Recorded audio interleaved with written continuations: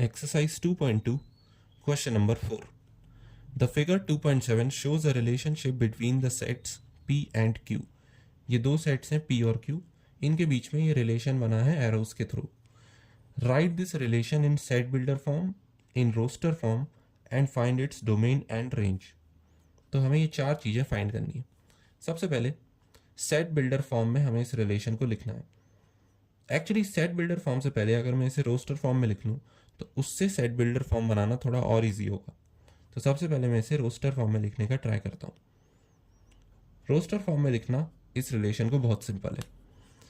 P to Q mapping है elements की, ये हमें एरो के थ्रू दिख रहा है, और जो भी एलिमेंट जिसके साथ भी मैप्ड है उसका हमें ऑर्डर्ड पेयर्स इस रिलेशन में इंक्लूड करना है.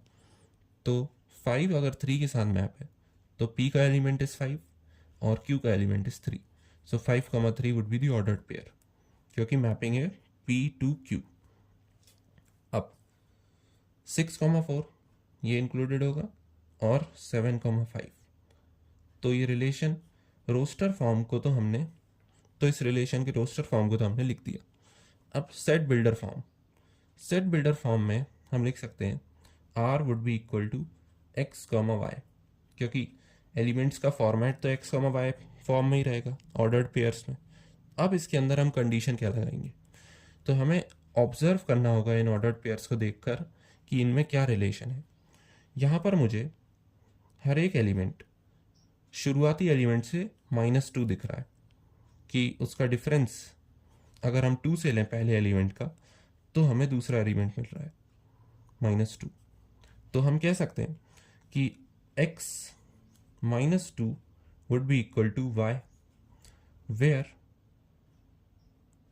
x belongs to P and y belongs to Q.